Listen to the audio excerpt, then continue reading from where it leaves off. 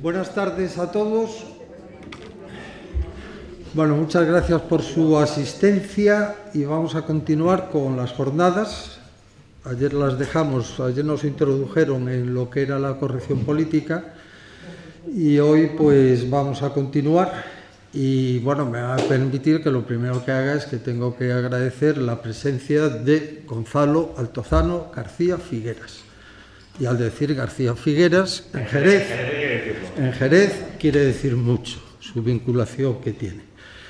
Tengo que decir que, bueno, para mí es un honor y un reto estar aquí al lado de Gonzalo, porque tal como pone el programa, esto va a ser una charla coloquio. Yo le voy a ir haciendo una serie de preguntas y él tendrá que contestar. Y cuando digo que es un reto, es porque Gonzalo está considerado como uno de los mejores entrevistadores de España, lo cual es fruto, primero, de que tiene esa virtud y segundo, de que cuando prepara las entrevistas que hace, las prepara y muy bien. De eso hemos hablado mucho. Bueno, tengo que decir que Gonzalo es muy buen amigo mío desde hace muchos años, lo cual quiere decir que no soy objetivo a la hora de juzgarlo, porque prima la amistad que nos tenemos, lo cual no es óbice para que yo a veces le tire a dar cuando es conveniente. Bueno, decía que es un reto el entrevistar a Gonzalo porque es muy buen entrevistador. Lo que no sé es cómo entrevistado, porque también para eso hay que tener la virtud. Bueno, dicho esto, voy a hacer una breve presentación de Gonzalo y con 4 características que a él le gusta, sé que le gusta mucho que se refieran. Está nacido en Madrid, estudió en el Colegio Retamar de Madrid, hizo la mili en San Fernando y se licenció en Derecho por la Universidad CEU San Pablo, con lo cual, bueno, pues hay una vinculación con la asociación. Pero el hecho de que estudiase Derecho no era esa su vocación era el periodismo y bueno, a él se dedicó desde muy pronto. Tan es así que, bueno, pues él estuvo muchos años, 10 años en Intereconomía, trabajando allí en diferentes aspectos que no voy a entrar para no aburrirles, y después, bueno, como articulista en muchas revistas y tal. Libros tengo 4, Gonzalo. El primero, cuando estaba en Intereconomía, escribió un libro, No es bueno que Dios esté solo, y de ahí vino el que nosotros nos conociéramos. Era una recopilación de muchas entrevistas que le había hecho a muchas personas. Después tiene otro, son 2 menos conocidos, Sin miedo contra ETA y frente a la cobardía política, que lo escribió en colaboración con Santiago Abascal. Después tiene La España viva, conversaciones con 12 dirigentes de Vox, lo escribió en colaboración con Julio Llorente. Y el último, del año pasado, se llama Tipos de vuelta, que es una entrevista a 12, creo que son 12 personajes de diferentes ámbitos. Y bueno, un libro que yo se lo recomiendo. ¿Cómo es Gonzalo? Bueno, no lo podría decir. He de decir que Gonzalo, que yo, insisto, lo conozco mucho, ha mejorado muchísimo con el tiempo, sobre todo desde que se casó, cuya mujer está aquí con nosotros, Julia, a la cual yo le tengo mucho cariño, y mucho más ha mejorado desde que es padre de una hija llamada Pía.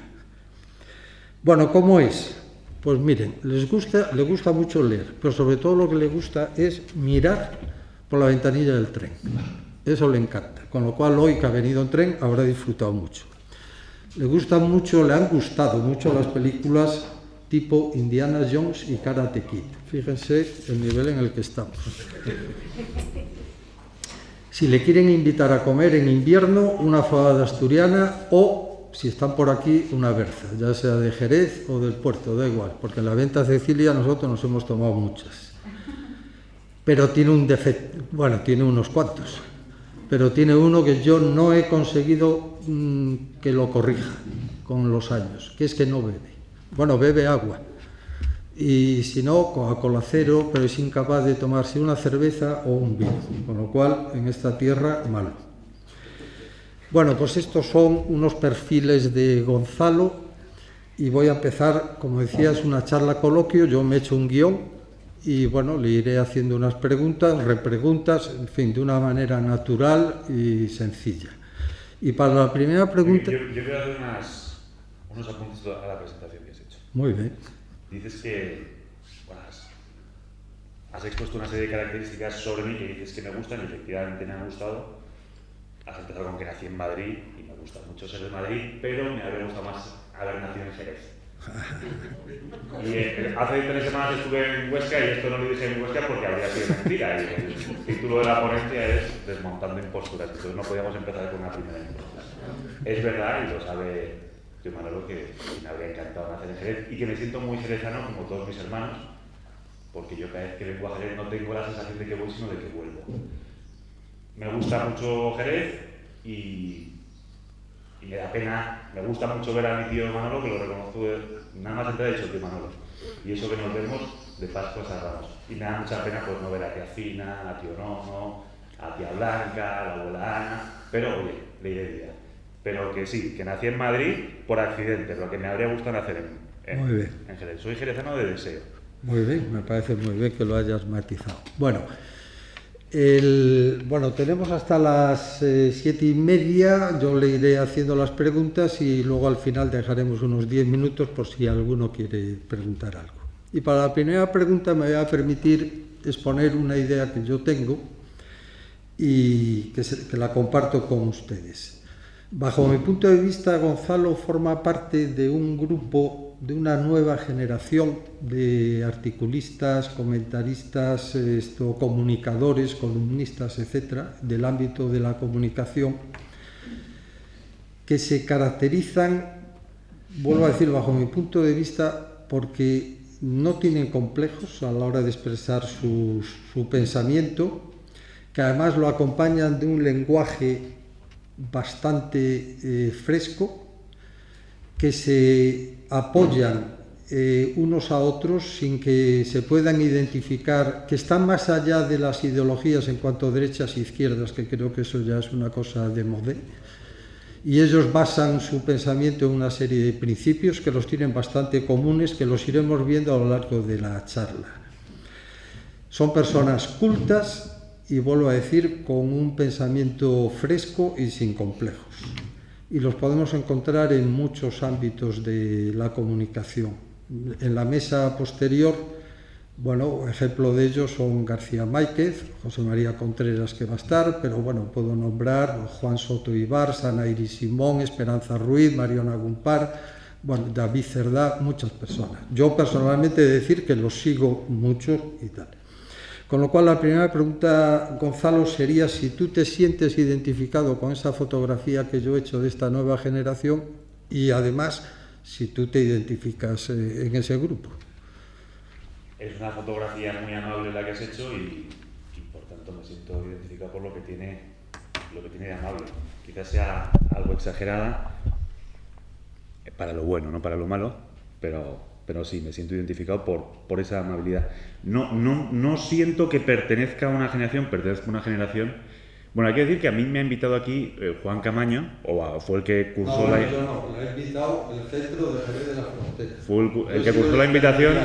Él me mandó un guión de entrevista que está muy centrado en mí, que no sé ya hasta qué punto puede tener algún interés para vosotros, pero yo estoy encantado de estar aquí. Decía que yo soy muy buen entrevistador, lo que soy es un entrevistador con muy buenos amigos que dicen cosas muy bonitas de mí, como que soy muy buen entrevistador, pero no soy tan buen entrevistador. Tengo más mis dudas de si yo soy un buen entrevistador, y esto lo vamos a ver aquí. Me da cierto apuro que nada de lo que pregunte Juan, y sobre todo nada de lo que responda yo, sea de vuestro interés. Me decías si me siento, esto es como salvedad, si me siento identificado con una generación. Sí, como todos, cualquiera en su ámbito, todos pertenecemos a una generación, y a pesar de las diferencias políticas o de las afinidades o no afinidades, muchas veces tienes más en común con los de tu generación que con los de otras generaciones, aunque tengas más afinidad. Y en ese sentido sí me siento parte de una generación. Formar parte de esa generación de periodistas, en este caso, o de comunicadores, formo parte de ella porque tengo que formar parte, porque tampoco nadie es una isla, como decía John Donne, pero no siento un especial orgullo, ni un especial sentido de pertenencia. Tengo mucha amistad con muchos miembros de esa generación. Citaba antes Juan a José María Contreras Espuni, que decía que iba a venir, no es que vaya a venir, es que ya está ahí, y tengo una relación de amistad, o con Enrique García Máiquez. Luego hay otros miembros de esa generación que has citado, Juan Soto Ibas, a los que no conozco, leo, pero me siento parte. Si bien diferencio muy bien mi quehacer diario como periodista de lo que no es mi quehacer diario como periodista. Bueno, yo quiero matizar a lo que tú has dicho, que las preguntas que yo me he preparado es verdad que están relacionadas con él, porque él es el que está aquí, pero son preguntas que yo le podría hacer a cualquiera de esa generación, cualquier miembro o persona de esa generación que yo he dicho. Insisto en ello porque yo personalmente, como soy el que hago la entrevista, me tomo esa libertad. Creo que personas como ellos son los que nos pueden salvar del pesimismo con el que ayer nos quedamos, un pesimismo cierto, por lo que decía Eugenio Marí, porque yo creo que son personas por su edad, por su cultura y por sus principios los que nos pueden, no digo salvar, pero pueden ayudar a que las cosas mejoren. Bien, otra pregunta que te quería hacer. Cuando yo te llamé para decir que vinieras, me acuerdo que, como el tema era la corrección política, yo te dije, me dijiste tú, me molesta tanto la corrección política de algunos como la incorrección política de otros. Sí. Explícate. Lo primero, creo que no hace falta que se explique que nos molesta la corrección política, pero que la corrección política no sea un producto cultural absurdo en sí, que coarta las libertades y que no es una anécdota, que va más allá de la anécdota, que es casi una categoría, no significa que la incorrección política por sí sea buena. Es políticamente incorrecto, sería políticamente incorrecto decir que los negros tienen menos dignidad que los blancos. Sería políticamente incorrecto, pero no sería políticamente moral. Es verdad que me dijeron que, claro, te hacen la pregunta y te despistas. No sería políticamente moral, ni políticamente bueno, ni sería verdad decir que los negros tienen menos dignidad que los blancos. Entonces, la corrección política per se no es buena. No es buena. Y muchas veces, en este afán de enfrentarse a la incorrección política y al nuevo discurso de valores dominantes, hay gente que se define políticamente incorrecto, pero no basta definirse políticamente incorrecto. Es decir, y suelo desconfiar de los que solamente se definen políticamente incorrectos, porque suelen ser, por lo menos en mi experiencia personal que yo he tenido, gente con iba a decir un pensamiento poco sofisticado, pero si decimos sofisticación nos podemos imaginar una actriz de la Belle Époque con unos cigarros de estos de boquilla, muy elegante. No me refiero a ese tipo de sofisticación. Me refiero cuando hablo de falta de sofisticación, me refiero a gente que por pensar que es políticamente incorrecto, que ya es un valor, que ya es bueno, y que por tanto no se molesta en formarse, no se molesta en hacer atractivo su mensaje. Otra cosa que has dicho, que somos sin complejos, lo de sin complejos lo digo casi tanto, me provoca tanta precaución como lo de la corrección política. También se dice como un valor, no tiene complejos. Bueno, está bien no tener complejos, pero hasta cierto punto, o según que entendamos por no tener complejos, que muchas veces el no tener complejos es decir lo primero que se pasa por la cabeza, no medir las palabras, tener un lenguaje burdo, tener una actitud brusca, y si eso es no tener complejos, pues yo reivindico el tener complejos y una cierta corrección política. No sé si ha quedado claro. Sí. Y si no lo han quedado claro, luego hay turno de preguntas. Y te lo preguntan a mí. Por cierto, esto se está grabando. Luego que nadie saque la frase de contexto que yo he dicho que los negros tienen menos dignidad que los blancos, porque habría que ponerlo en un necesario contexto. Muy bien.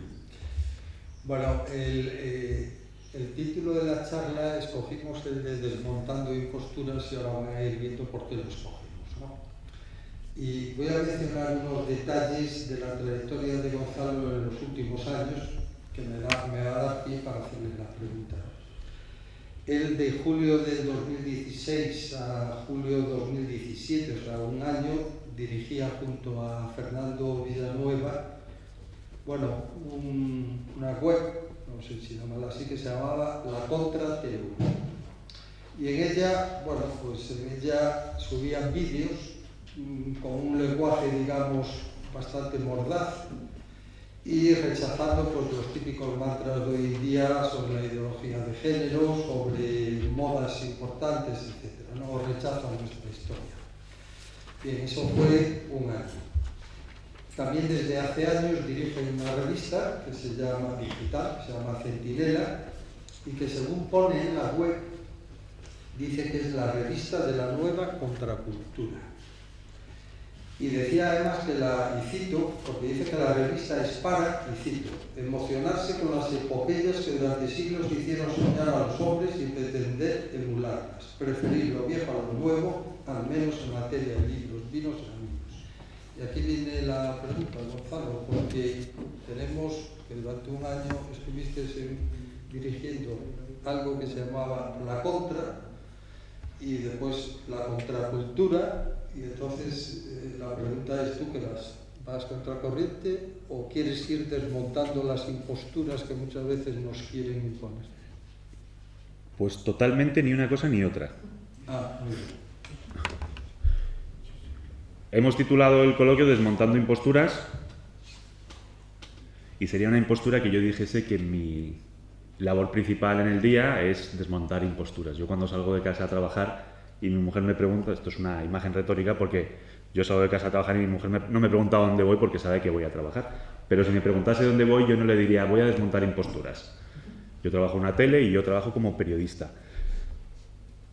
Mi vocación primera como periodista, que por cierto nació en Jerez y de una forma muy curiosa, a tu Manolo le gustará escucharlo.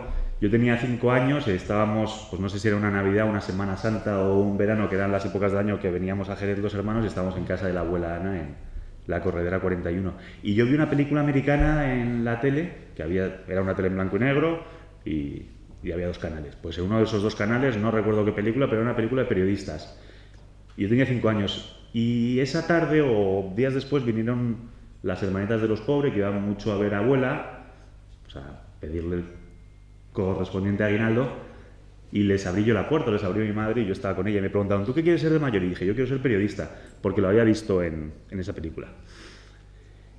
Te quiero decir que mi vocación primera viene de una imagen romantizada del periodismo, que luego yo fui alimentando con lecturas y que más o menos se ha correspondido con la realidad, pero yo nunca me metí en el periodismo para desmontar imposturas, ni pienso que tenga una misión, y si dijese lo contrario, porque estamos en un acto organizado por la ACDP y yo dijese que soy un periodista con una misión y que me metí en el periodismo como una forma de evangelizar, pues a lo mejor me ganaba un aplauso o no lo sé, pero desde luego estaría cometiendo una impostura. Es verdad que en el día a día, como periodista, y supongo que Gaspar como médico y tú como marino de guerra retirado y tío Manolo como exitoso hombre de empresa, pues todos en el mundo en el que vivimos estamos obligados a desmontar imposturas, pero no es mi actividad principal. Yo soy periodista y ejerzo mi oficio y no tengo un sentido de misión, ni pienso que voy a salvar a nadie, ni que estoy aquí para salvar a nadie. Y creo que hay que tener un cierto cuidado con el empleo que se está usando mucho de las metáforas bélicas, de la batalla cultural, de la guerra cultural, de estamos en lucha, de estamos en guerra, porque no lo estamos. Tú eres marino de guerra retirado, tú sabes lo que es una guerra, tú has participado en una guerra y lo que está pasando en el mundo, en Occidente, son conflictos, son discusiones, son debates, pero no es una guerra. Entonces, yo no me dedico a desmontar imposturas, no me pagan por eso, y si las desmonto accidentalmente. Tampoco estoy en ninguna batalla cultural ni en ninguna guerra cultural. Es verdad que hay conflictos dialécticos en la sociedad y que las empresas en las que he trabajado y yo mismo, pues no tenemos miedo a ese tipo de conflictos y nos enfrentamos a ello. Quería hacer esta aclaración. Me preguntabas por los nombres, que si yo voy contracorriente, pues en algunas cosas sí, en otras no. Soy poco aficionado, he sido poco aficionado siempre a los documentales de la 2, de Después de comer, que suelen ser documentales sobre naturaleza, no me interesa demasiado, me interesa más la naturaleza en el escenario mismo y no en la televisión, pero a mí había una imagen agotadora que era la de los salmones remontando río arriba. Y es una cosa que a mí me agobia muchísimo y me parece, no me gustaría nada no creemos en la reencarnación, si no, no estaríamos aquí en la ACDP, en el arzobispado. Pero si creyésemos en la reencarnación, yo lo último que quisiese reencarnarme sería probablemente una cucaracha o en un salmón. Me parece agotador estar constantemente contracorriente. Eso no significa que aceptes todo el discurso de valores dominantes, por no utilizar la expresión corrección política, que creo que está muy sobada, sino que es que hay cosas a las que no te tienes que enfrentar por sistema, hay cosas que están bien.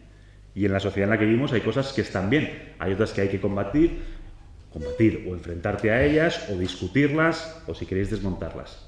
Pero yo no voy contracorriente en todo. Hay cosas en las que me dejo llevar por la corriente porque creo que es bueno dejarse llevar por la corriente. Y respecto a los nombres, has dicho 2 empresas en las que he colaborado, una la Contra Televisión y otra era Centinela, que hablaba de nueva contracultura. Te diré que yo no fui nunca partidario de esos 2 nombres. A mí me parecen muy importantes los nombres de las empresas. Y yo ahora estoy en una empresa que se llama 7NN, que es una nueva televisión, con 6 meses de andadura. Yo presento un programa de televisión que se llama La Alternativa, nombre con el que tampoco estuve de acuerdo, y voy a hacer un programa de entrevistas que se va a llamar Singulares, con lo que tampoco estoy de acuerdo con ese nombre. Pero como no suelo ser el jefe de las empresas donde trabajo, acepto y trago. Y no estoy de acuerdo porque pienso que los nombres de las empresas, y no hablo de empresas en sentido de el sentido que le puede dar el Código de Comercio, sino de cualquier aventura humana, los nombres son importantes. Y si jugamos mucho a la alternativa, a ir a la contra, de alguna manera estamos limitando el camino. No estoy diciendo tampoco que haya que confundirse con el paisaje de lo que hay, pero sí que hay que aspirar a ocupar la centralidad, que la centralidad no es el centro, sino la centralidad del debate, y en mi opinión hay que aspirar a más que estar en la alternativa, en la resistencia, en la contracultura, etcétera. Bueno, pero si es cierto, y hago la pregunta de otra manera, si es cierto que tú como periodista que ejerces, como otros muchos, una cierta influencia, podéis tener y tenéis una cierta influencia, de alguna manera tienes no sé si tú lo ves así, si tú te ves que tienes una cierta responsabilidad y un compromiso ante ciertas cosas que se ven, no digo las que van bien, digo las que van bien. Sí, no, sí, claro. De alguna manera algo tienes que pensar dentro de ti y decir, bueno, ¿qué hago? O cómo. No, hombre, se piensa y se actúa. Te quiero decir, quiero dejarlo claro. He hecho esta matización de que no estoy a contracorriente, porque si dijese que estoy continuamente a contracorriente sería mentira. Hay que estar contracorriente cuando la corriente nos lleva a un lugar que no es bueno como sociedad o como personas. Pero en el resto de cosas sí. Sí, yo luego he estado en empresas, he estado en Intereconomía, he estado en esta revista Centinela que ya no coordino, y siempre he ejercido el periodismo en empresas periodísticas que tenían un sesgo político que no era precisamente el sesgo mejor visto en la sociedad, que era, por decirlo de alguna manera, el sesgo más peleón, el signo más peleón, y en esas estamos. Bueno, has hecho mención, con lo cual era la introducción que yo tenía para la siguiente pregunta, pero ya lo has dicho. Él trabaja es cofundador de 7NN y además dirige el programa junto con Juanma Pérez Noya, el programa La Alternativa, que ya nos lo has dicho, no te gusta el nombre. Me es irrelevante el nombre, en su momento me opuse, pero... Pero es un canal que, fíjense, cuando lo presentó Marcial Coquerella, decía, y cito, y de ahí va a venir la pregunta, decía que era necesario ese canal para, y cito, ocupar un lugar que hoy no está cubierto por ninguna televisión en España. Entonces yo me pregunto, estas palabras son las que suele decir un político cuando crea un nuevo partido político, que quiere ocupar un espacio que no existe. Un medio de comunicación, por ejemplo, y vamos a decirlo, la ACDP, reedita, como se dijo ayer y como ustedes saben, el debate, se decía, es para ocupar un espacio que no está. Bueno, ¿qué espacio queréis ocupar vosotros para decir esas palabras? Tú que has sido cofundador. Es lo que dices, que es lo que dice un político, lo que dice cuando se crea un nuevo medio. Lo lo cual no significa que sea una impostura, pero es de alguna manera diferenciarte cuando sales. No estás engañando a nadie. Queremos ocupar un espacio, sabemos que hay gente que se siente huérfana periodísticamente, políticamente, cada vez menos, porque cada vez hay más iniciativas y cada vez hay más iniciativas políticas y culturales donde la gente encuentra un reflejo y nosotros queremos estar ahí de alguna manera. Pero no se trata tanto, creo yo, Juan, de ocupar un espacio que no ocupa nadie, como de contar la verdad en la medida de las posibilidades. Yo no creo que hagan falta medios ni periodistas de derechas o de izquierdas o un periodismo católico o un periodismo, la etiqueta que queramos ponerlo. Yo me conformaría con un periodismo en el que contase la verdad en la medida de las posibilidades. Digo en la medida de las posibilidades porque a veces contar la verdad es muy difícil. Y a mí me gustaría estar en una empresa, y es en la que estamos, que tenemos una línea editorial determinada, que paso a desgranar aquí. Pues estamos a favor de la unidad de España, estamos a favor del derecho a la vida, pero luego en el día a día no estás constantemente informando en función de la unidad de España. Tú cuentas lo que está pasando. Ahora hay un escándalo, que es el escándalo Pegasus, que es que la presunta sospecha de si el CNI, el Centro Nacional de Inteligencia, investigó o no investigó a unos políticos secesionistas. Tú ahí puedes hacer un comentario editorial, pero eso lo tienes que contar, y tienes que contar la verdad, en ese caso y en cualquier otro. Entonces yo el espacio que quiero ocupar es el estar en una empresa periodística, y esto suena muy a fórmula hecha, muy a frase hecha, quiero un espacio donde se cuente la verdad, de verdad. Bueno, y yo creo que eso no se da en España, que hay muchos intereses creados de los que es muy difícil escapar. Y tampoco quiero ir aquí de periodista puro, independiente, que está en una empresa completamente independiente, porque no creo que tal cosa exista. Bueno, pero fíjate otra cosa, a la gente normal, cuando digo normal somos como los que estamos aquí, lo que nos gusta todos los días, si cogemos un periódico o una revista, pues es leer las noticias y que verdaderamente las noticias sean lo más fiables posibles. Y voy a poner el término fiables, sí. No voy a entrar en más. Ya con eso nos conformamos. Lo cual es bastante difícil, porque es verdad que cada medio de comunicación trata de presentar la misma noticia bajo diferentes interpretaciones, tratando de guiar al lector hacia donde él quiere.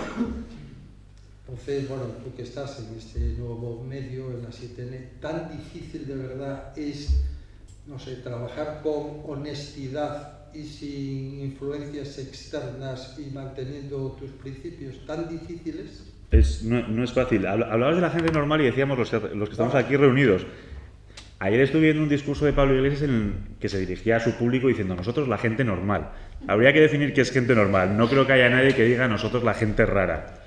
A lo mejor viene aquí Pablo Iglesias y tú le empiezas a hablar de los dogmas de la Iglesia Católica o de la transubstanciación en la misa y no le parece muy normal. O Pablo Iglesias o un asimilado. Lo de la gente normal, cuidado, porque definirnos a nosotros mismos como gente normal, teniendo cada uno nuestras cadaunadas, pues puede dar una sensación de atrincheramiento que yo creo que no es bueno. Pues la gente. Te estoy dando la contraria, ¿eh? ¿Es tan difícil sustraerse de las influencias y hacer un trabajo honesto? No creo que sea tan difícil. Pero es verdad que los medios tienen sus intereses y los periodistas tienen cada uno sus sesgos culturales y sus sesgos informativos y sus sesgos políticos, y es difícil sustraerse de todas. Hay un periódico en España completamente desapasionado, completamente objetivo, que dice la verdad tal cual es y que yo nunca he visto a nadie que haga fila en el kiosco para comprarlo, que es el Boletín Oficial del Estado. Los medios necesitan una cierta salsa y todos vemos el canal de televisión, salvo quizás los profesionales de la noticia, los profesionales del periodismo, que tenemos más interés en lo que dicen, leemos más periódicos quizás que la media y vemos más informativos que la media. Pero no es malo que los periódicos tengan una línea editorial, es decir, no es deshonesto. Y tampoco es deshonesto que respondan a unos intereses. Y detrás de los medios de comunicación suele haber personas, suele haber inversores que han decidido invertir en ese negocio, no siempre porque sea un negocio rentable, sino porque tienen intereses concretos. Y tener intereses en sí, antes decíamos que la corrección política en sí no era buena, tampoco mala, tener intereses en sí no tiene por qué ser malo. Yo estoy en una empresa que hay una serie de inversores que han puesto dinero, diría yo que a fondo perdido, porque la rentabilidad económica de una empresa periodística es muy difícil de lograr hoy día, y que lo han puesto, diría que por puro patriotismo y por puro desinterés, pero tienen unos intereses concretos que son la defensa de la unidad de España, la defensa del pueblo español, podemos decir la parte normal del pueblo español, pero sería entrar en contradicción, la defensa de unas tradiciones, la defensa de unas raíces, y esas son las líneas que inspiran por lo menos la empresa en la que yo estoy. Si yo hiciese un comentario dentro de la empresa en la que yo trabajo en contra de todo eso, sería comprensible que yo me quedase fuera de la empresa en la que estoy. No lo voy a hacer, primero porque lo siento de forma natural y de forma cultural, entonces no va a suceder. Pero las empresas tienen su línea editorial, las empresas periodísticas, y la empresa periodística, El Debate, que es un muy buen periódico, promovido por la Asociación Católica de Propagandistas, tiene su propio sesgo, tiene su propia línea editorial, tiene sus propios intereses en el mejor de los sentidos, y en sí no lo inhabilitan. No eres deshonesto por trabajar en una empresa con sesgo informativo, con sesgo político. Es más, hay empresas, hay periódicos, hay medios de comunicación que hacen gala de no tener una línea editorial, y ya la sola negación de no tener una línea editorial es la afirmación de una línea editorial. Es decir, que probablemente sean de centro centrado o de izquierdas casi. Te voy a dar un breve descanso en este tema y voy a entrar en otro más personal. Gonzalo tiene un podcast que se llama La Mesa de la Cocina. Yo se lo recomiendo. Y que unas veces cuenta historias y otras pues realiza entrevistas y tal. Él dice que no es lo del nombre, y dice que es para subrayar la dimensión doméstica del asunto. Un boli pilot por aquí, un cuaderno por allá, etcétera, etcétera. Como ya sé, y ya nos has dicho que tú no ejerces tu trabajo, no empiezas a desmontar imposturas, pero bueno, de alguna manera, ¿qué enfoque? De alguna manera parece que sí quieres hacerlo. Y lo digo porque muchas de las cosas que tú tratas en el podcast, por ejemplo, van referidas a rechazar la leyeta negra, o para la defensa de los toros. Me acuerdo de la entrevista que le hiciste a Rubén Amón, que era, bueno, una defensa total. ¿Va por ahí esa línea tuya? Yo lo llamé la mesa el podcast, para el que no esté familiarizado con el término podcast, que es un término relativamente reciente, es la radio por internet. Cuando me decías lo de nadar contracorriente, que no has dicho exactamente ir en contra del signo de los tiempos, pero los tiempos en sí, los tiempos en los que vivimos tienen cosas buenas. Y una cosa muy buena, y sobre todo para un periodista, es que por muy poco dinero y con medios a tu alcance puedes lanzar mensajes y puedes hacer productos culturales que lleguen a mucha gente gracias a las nuevas tecnologías, a las redes sociales. Yo me monté este podcast que se llama La Mesa de la Cocina porque lo empecé a hacer en la mesa de la cocina de casa. Bueno, lo empecé a hacer en casa y quizás sea una licencia lo de la mesa de la cocina, pero parte también lo escribía y lo producía en la mesa de la cocina. Quiero decir que puedes hacer cosas muy bien hechas y que lleguen a mucha gente desde tu casa. Lo cual no quiere decir que las empresas periodísticas y las empresas y tenga que imponerse el teletrabajo, que sería una cuestión aparte que está llena de trampas. Yo soy un firme partidario de las empresas, de las grandes empresas, y de que la gente no trabaje en casa, que si es posible que trabaje fuera de casa mejor, no con el teletrabajo, que eso nos llevaría por otro término. Y yo empecé este podcast por esas posibilidades que te digo y porque quería contar una historia concreta, que era la historia de mi padre durante la Guerra Civil Española. Mi padre no era un niño de la guerra precisamente, mi padre era un mocetón de 19 años, de 20 años cuando estalla la guerra. Él nace en el 16, se casa con 47 años, yo me casé con 44, le quise molar, pero pensé que era mejor casarme antes. Él se casó con 47 con una chica de Jerez muy guapa y mucho más joven que él, porque si no hubiese tenido 8 hijos seguidísimos.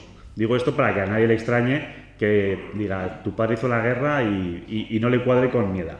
Pero mi padre hizo la guerra en el Madrid Rojo, hizo la guerra como quinta columnista, La guerra le sorprendió en Madrid, él era de Jaén, y le sorprendió en Madrid, y él hizo la guerra como quinta columnista, como espía. Y a mi padre no lo conocí, murió cuando yo tenía 5 años, tengo leves recuerdos de él, y yo quería contar esa historia de mi padre porque me parecía apasionante. Le vivía un hermano, que era mi tío Jaime, que es el pequeño de los hermanos de mi padre, que tiene ya cerca de 90 años. Mi hermano mayor, Hermenegildo, tenía memoria precisa de las historias que le había contado mi padre, y un amigo que es Joaquín Bardavío, un amigo periodista de mi padre, pues también me supo poner el contexto histórico. Y Fernando Paz, que no conocía a mi padre, que es amigo mío, que es historiador y que me hizo el contexto histórico del Madrid y la guerra. Y yo empecé este podcast porque yo quería contar esta historia de mi padre, la quería documentar, quería que no fuese una historia que contara yo, sino que contasen testigos, y quedé muy satisfecho con eso. Hice ese primer episodio de cerca de 1 hora y lo produje y lo lancé. Y después de lanzarlo me quedé con ganas de más y vi las enormes posibilidades del podcast y de las enormes posibilidades que te ofrece el mundo de hoy en lo que a nuevas tecnologías se refiere. Y seguí haciendo, pero de nuevo no había un afán de desmontar imposturas, y a veces en esta charla tengo la tentación de decir que sí que me dedico a desmontar imposturas por si está decepcionando a alguien la charla, pero voy a hacer el esfuerzo de llegar hasta el final diciendo que mi vocación no es desmontar imposturas, que las desmonto y me enfrento a ellas, y cuando me enfrento a ellas, no como un caballero andante como Enrique García Máquez, que se dedica a desfacer entuertos, pero de vez en cuando sí desmontamos imposturas. No lo hice por eso. Seguí haciendo entrevistas y yo hacía entrevistas y hacía reportajes en mi podcast que a mí me interesaban y que yo podía entender que legítimamente cualquier empresa, cualquier radio, cualquier empresa no le interesaban las historias que a mí me interesaban. Entonces yo tengo mi trabajo con el que estoy muy contento, tengo mis colaboraciones con las que estoy muy contento y satisfecho, y luego quería una cosa mía propia para contar historias que me interesaban a mí. Por ejemplo, no descarto hacer una entrevista a tío Manolo sobre jerezanías, y porque creo que es el tío, no solamente el tío en sentido familiar, sino el tío de tío que más sabe de Jerez y que cuenta cosas más bonitas de Jerez. Y me interesaría eso, pero no sé si a alguna empresa periodística le puede interesar las historias de Jerez que me cuente a mí tío Manolo. A mí me interesan, por eso hago un podcast.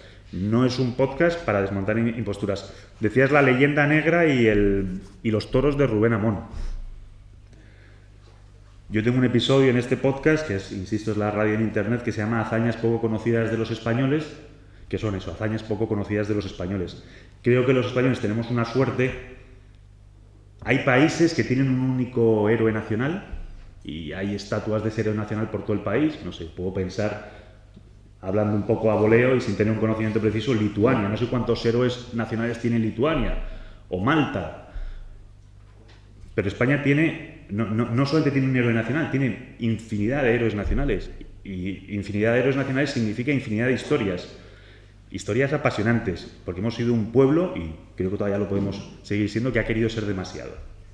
Y yo quería contar no las historias más conocidas, como puedan ser la conquista de América, la reconquista, no esas historias conocidas, la primera vuelta al mundo. Quería contar historias igual de apasionantes, pero menos conocidas, y no menos conocidas por desconocimiento de los españoles o por desinterés, sino porque es tal la cantidad que no las conocemos todas.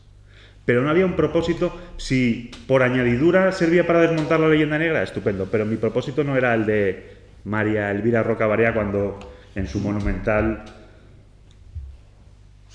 libro, que estoy pensando en Imperofobia y leyenda negra, su propósito es desmontar la leyenda negra, y ha hecho un trabajo excelente María Elvira Roca Barea, y muy meritorio, porque lo ha hecho ella sola sin que nadie se lo dijese, por su cuenta y riesgo, y ha hecho mucho bien, porque de alguna manera ha cambiado el paradigma para mucha gente.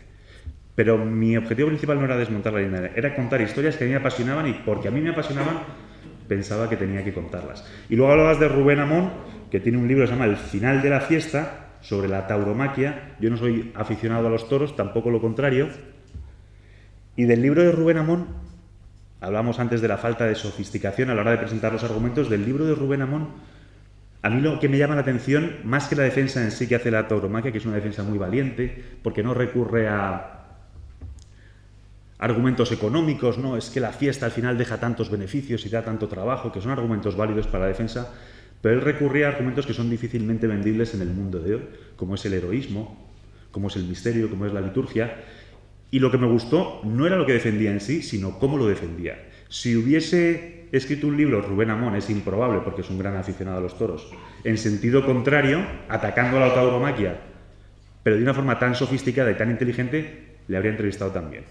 Yo más que la afinidad política, hablamos antes de la cuestión generacional, yo más que la afinidad política con otros miembros de mi generación, a mí lo que me puede unir a miembros de mi generación o de otras generaciones no es la afinidad política, no es pensar lo mismo, no es defender lo mismo. Yo lo que admiro en los demás, y a ello tiendo o procuro tender, es el trabajo bien hecho. Entonces, a mí la gente que trabaja bien, no digo que yo lo haga, lo intento y creo que a veces lo consigo, pero a mí es lo que me hermana con otras personas, aunque no piensen como yo. Y pienso que hay un problema, España puede tener muchos problemas y el mundo de hoy puede tener muchos problemas, pero uno de ellos es el de la chapuza. Con esto ya está, que hay que hacer las cosas bien. En la presentación que me mandaste que ibas a hacer y que al final no has dicho que yo reconozco, como miembro de esa generación idílica casi de Boy Scouts, que yo reconozco el legado de mis mayores. Esto habría que matizarlo. No sé qué legado sería ese, pero desde luego un legado concreto de mis mayores, de mi madre, es la enseñanza por el trabajo bien hecho. Tú entrabas en casa de mi madre, que era ama de casa, que es ama de casa, y te llamaba la atención lo bien que estaba. Y eso yo lo era de mi madre y del colegio, de Retamar, que has dicho.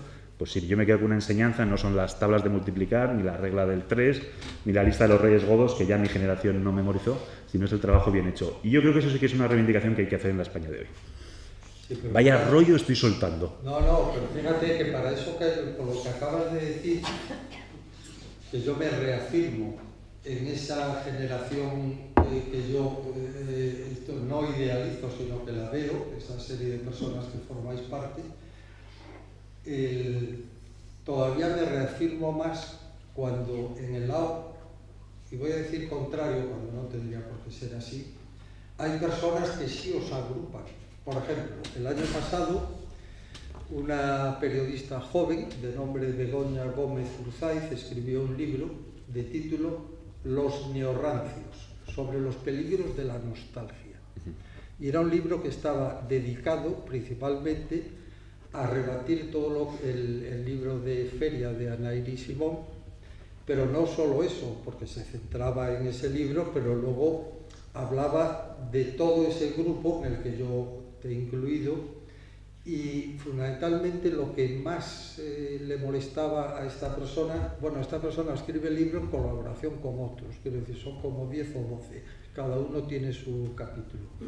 Y ella decía, ¿quiénes son los neorrancios? Así os definía a vosotros. Y decía, antícese de aquel que mira hacia atrás con añoranza, ignorando todo lo que el pasado tiene de reprochable y respondiendo solo a los intereses de la propia tribu. Luego, aunque tú no quieras englobarte, si es que no quieres, en esa generación, hay personas que os están englobando. No es que quiera o no quiera, estoy englobado como cualquiera que nace en un momento determinado, está englobado en una generación. Yo creo que el libro de los neorrancios, que tiene su historia detrás, ni lo he leído ni lo leeré, porque tengo mucha lectura pendiente. Con neorrancios, hasta donde yo sé, no se refiere a esa generación de la que tú has hablado, se refiere más a lo que llaman los rojipardos. Ahora hay una figura que se llaman los rojipardos, que yo no sería rojipardo, se llama rojipardos haciendo un juego cromático entre el rojo y el pardo, el rojo de los comunistas y el pardo de los nazis. Es decir, que ya en sí la etiqueta es caricaturesca. Y con los rojipardos se refiere esta chica, Begoña, no me acuerdo el apellido. Es irrelevante. Con los rojipardos se refiere esta Begoña a los miembros de la izquierda, de una izquierda más joven, que militan en una izquierda que es la izquierda que hemos conocido nosotros hasta hace poco. Es decir, la izquierda que tenía al obrero como sujeto revolucionario. Llega un momento, y esto nos iríamos muy atrás y nos iríamos del tema, y tampoco es que yo sea un experto, pero llega un momento en el que la izquierda le da la espalda al movimiento obrero o el movimiento obrero le da la espalda a la izquierda. Y podemos cifrar esto en el mayo del 68, si queremos. Ha habido elecciones este domingo en Francia.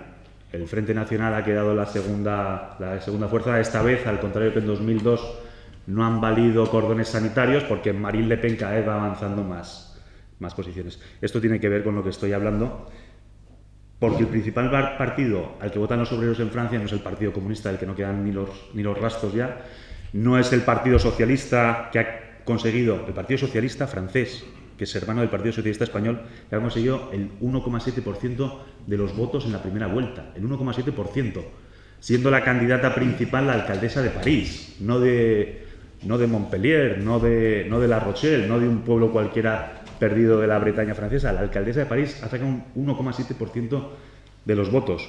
Los republicanos, que sería el equivalente al Partido Popular, se han quedado por debajo del 5%. La candidata de los republicanos ha tenido que pedir un préstamo a sus simpatizantes, si es que le queda alguno, con esos magros resultados, porque si no cubres el 5% tienes que responder de los gastos de campaña. Pero espérate. Me estoy yendo, voy, me centro, dime.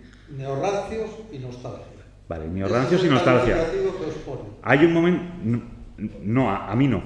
Se lo ponen a estos miembros de la izquierda, que llaman los rojipardos, que es la izquierda que hemos conocido siempre y que es la izquierda que el sujeto revolucionario es el obrero, no es la drag queen, no es el transexual, no son las minorías raciales, y esos son los neorrancios. Dices que el germen de este libro de los neorrancios es el libro Feria de Anna Iris Simón, y es verdad. A Anna Iris Simón, no sé si habéis leído Feria, le llaman novela, pero no es novela, no sé por qué todas las críticas que se han hecho de Feria dicen que es una novela cuando no es una novela. Es un libro biográfico, autobiográfico, y si tenemos que encuadrarlo en un género sería el del reportaje, el reportaje biográfico, si queremos. Y es una chica, pues no sé si tendrá 30 años, Ana. 31 años. Yo la entrevisté en su día, hice muy buena amistad con ella, y es una chica que escribe un libro que se llama Feria. Feria se titula así porque sus abuelos eran feriantes, y es una reivindicación de las raíces, del pueblo, de la familia, y le atacan mucho con la etiqueta de la nostalgia, porque ella tiene un artículo que dice: envidio la vida que llevaban mis padres cuando tenían mi edad. Ojo lo que dice, no recuerdo la literalidad, pero creo que me aproximo bastante. Envidio la vida que tenían mis padres cuando yo tenía mi edad. No está diciendo, me hubiese gustado vivir en el mundo de mis padres, o por las historias que me contaban mis padres, me hubiese gustado ser ellos. Dice, envidio la vida que llevaban mis padres cuando ellos tenían mi edad, pero se está refiriendo a las condiciones materiales de sus padres. Los padres de Anna Iris Simón eran carteros de un pueblo de La Mancha, creo que es Campo de Criptana, que a la edad en la que ella escribe ese reportaje, que forma parte del libro Feria, 28 o 27 años, ya tenían 2 hijos, tenían una casa en propiedad o bastante avanzado el pago de la hipoteca, tenían cada uno un coche. Y ella lo que está diciendo es, envidio esas condiciones. Feria tiene muchísimo éxito, por eso están atacadas. Si Feria hubiese vendido 1 o 2 ejemplares, que es 1 o 2 no, pero apenas una decena de ejemplares es la media de lo que se vende en España de los libros, salvo excepciones, no le habrían hecho ni caso. Pero a Anna Iris Simón hay un componente ahí que es la envidia. Y ella lo que está diciendo es, a mi generación, o sea, a la suya, que es más joven, nos han engañado. Yo estoy escribiendo este texto diciendo que envidio la vida que tienen mis padres, que eran carteros, que a lo mejor no habían estado en Bali de vacaciones, como cualquier joven de hoy tiene la posibilidad de ir a Bali o de ir a Malibú, pero tenían un piso en propiedad. Y yo estoy escribiendo este artículo, me han dicho que lo bueno era venirse a vivir a Madrid, estoy con 28 años, a la edad en la que mis padres tenían 2 hijos, y estoy viviendo en un piso compartido, ni siquiera con mi novio. Ella lo dice, viene a decirlo, sino con un grupo de amigos, y no por gusto, sino porque no podemos permitirnos una casa mejor. Entonces, ese es el discurso que hace Anna Iris Simón, y por eso escuece tanto, porque es una enmienda a la totalidad del sistema. Bueno, bien. Para ajustarnos al tiempo... No, quiero decir una cosa de la nostalgia. Sí, venga. Que ahora hay una crítica a la nostalgia. La nostalgia es y esto es un pensamiento propio, si puede llamarse pensamiento. La nostalgia es un sentimiento, es inevitable. Yo antes he hablado aquí con tío Manolo de la abuela Ana, de tío Nono, de tía Fina, de tía Blanca, de la Corredera, de la calle Porvenir 3, de Almacenes Tomás García, y yo vengo a Jerez y, oye, la nostalgia me invade. La nostalgia es un sentimiento que no hay que ir a buscar, te lo tienes que encontrar. Yo sería enfermizo si yo viniese a Jerez no a verte a ti o a participar, o a veros a vosotros, a participar o a Enrique García Máiquez, o a Fito y a Viviana. si no viniese a participar si no viniese a veros a vosotros o a participar en un coloquio. Sería enfermizo si yo viniese a Jerez en busca de ese Jerez que ya no existe para mí, que se mantiene en su esencia, pero esas personas que configuraron mi destino y mi carácter de pequeño pues ya no están, o que yo quisiese recuperar el Jerez de mi infancia o de mi adolescencia. Entonces, es un sentimiento que en sí no es... si vas a buscarlo, tienes un problema. Si te lo encuentras, es beneficioso. Es lo que quería decir de la nostalgia. Y políticamente es un producto con muy poco éxito, la nostalgia. No hay ningún movimiento político. La crítica que se hace en el libro de los neorrancios a Ana Iris y al resto de miembros de su generación es una crítica en el fondo política. Están colgándoles el San Benito de la nostalgia, y la nostalgia como producto político no es exitoso. No hay ningún partido político, ningún movimiento político que haya tenido éxito apelando a la nostalgia. Otra cosa distinta es apelar a las raíces, a las tradiciones, pero tener una mirada vanguardista.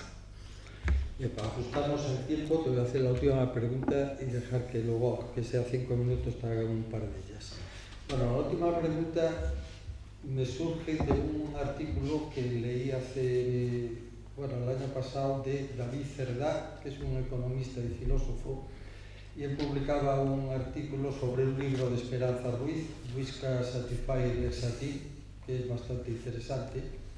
Y entonces él, en el artículo, comienza con una escena que dice que es de una película de los hermanos Marx, y en esa escena él cuenta que se ven a los 3 hermanos Marx corriendo y no paran de correr. Y están corriendo, hasta que llega un momento en que el más pequeño de ellos, Kiko, se para y le dice al otro: pararos. Y le dice: ¿por qué corremos tanto? ¿Dónde vamos? Entonces Groucho le dice: no importa dónde vamos, vamos a seguir, que llegaremos los primeros. Bien, esa es una escena. Esa escena la enlazo con 2 citas que a mí me suscitan mucho. Una de San Agustín, que es un personaje que para mí es demasiado, que él a una persona que él trataba de decir que él era buena persona, y le decía a San Agustín: corres bien, pero fuera del camino. Y la segunda cita, y con esto termino la segunda cita es de Cicerón, o sea, quiere decir hace 2000 años, el político y orador romano, que por unos problemas, hay que conocer el contexto, pero por unos problemas que tuvo de dónde posicionarse, decía él: sé de quién tengo que huir, pero no sé a quién debo seguir. Bueno, esto que estamos, este marco que ya acabo de poner, ¿no sientes tú que, hoy en día la sociedad parece que va un poco perdida y le falta dónde mirarse y dónde poner los ojos? La sociedad va con mucha prisa, vamos con mucha prisa, pero no porque queramos tener prisa, sino porque nos obligan a tener prisa. Decías al principio, no sé cómo fue la sesión de ayer, que has dicho que fue una cosa pesimista y que yo iba a remontarlo esto a base de optimismo. Pues no sé si en mis conclusiones lo voy a conseguir. Vamos con prisa porque nos obligan a tener prisa. Se dice que la gente joven ahora no quiere tener hijos, y no siempre es así. No se dan las condiciones materiales que se daban en la época de los padres de Ana Iris Simón o en la época de mis padres para tener hijos. Quiero ponerte un ejemplo de esto, y lo retomo con te prometo que estoy respondiendo a la pregunta, Juan. Y lo retomo con la pregunta anterior, con lo de envidio la vida que llevaban mis padres cuando ellos tenían mi edad. La de mi padre yo no, porque todavía no estaba casado con mi madre, entonces no le puedo envidiar. Le envidiaría dentro de 2 años, que es cuando él se casó. Pero mis padres, mi padre era alto funcionario del Estado, mi madre era ama de casa, alto funcionario del Estado con un sueldo digno de la época, y mi madre ama de casa. Tuvieron 8 hijos, se compraron un piso al contado en el barrio de Chamberí, tú lo conoces bien, tú y Manolo, una casa, éramos 10 en casa, 2 chicas de ayuda, pues nos metíamos 12, tenía que ser un piso grande, es un piso grande, lo sigue teniendo mi madre. Se lo compraron al contado, con el sueldo de mi padre de alto funcionario del Estado. No sé si el abuelo Pepe le ayudaría a mi madre, probablemente le daría una ayuda con la casa del manantial, no lo sé. Pero te quiero decir que se podían permitir un tipo de vida que yo, y mi mujer, que trabajamos mucho y no nos podemos quejar del sueldo, no podemos llevar. Y en ese sentido, envidio la vida que llevaban mis padres. Y esto te lo relaciono con la última pregunta, lo de que no sabemos dónde vamos. No es que no sepamos dónde vamos, Es que nos obligan a no saber dónde vamos. Es que nos obligan...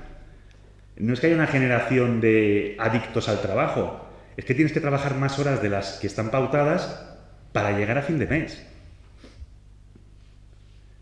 Y esto no es inocente. Y aquí no puedo ser optimista y decir que vivimos en el mejor de los mundos posibles, porque no es verdad. Y dice el Eclesiastés que hay un tiempo para cada cosa, un tiempo para el trabajo, un tiempo para el estudio, un tiempo para el descanso, un tiempo para el amor, un tiempo para la risa, para el llanto. Pero es que ahora solamente existe un tiempo para el trabajo, es todo trabajo. Y la gente joven no se puede independizar y no se pueden casar, y se ha dado un empobrecimiento de las condiciones. Y por primera vez en muchos años, en muchas generaciones, empezabas hablando de generaciones, Juan, las generaciones que vienen van a vivir peor que las anteriores. Y no es una cuestión de meritocracia o de que nos esfuerzan o que los chavales de ahora son más blandos. No es así. Es que las condiciones materiales, que es lo que le hace a Ana Iris Simón decir que envidia la vida que llevaban sus padres, son peores que hace unos años. ¿Cuáles son los intereses detrás?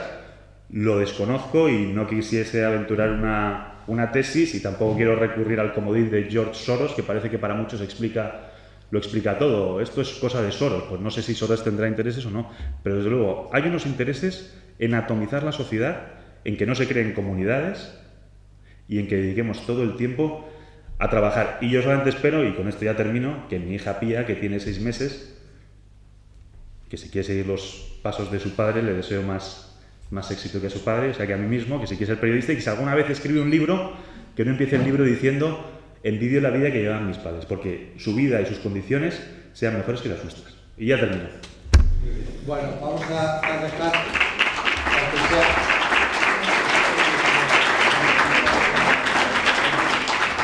Si alguien tiene una pregunta por hacer, vamos a emitir una pregunta, y si la hay, que sea breve y concisa. Concreta, por favor. Breve y concisa. Si alguien tiene. Pocas imposturas hemos desmontado, ¿no?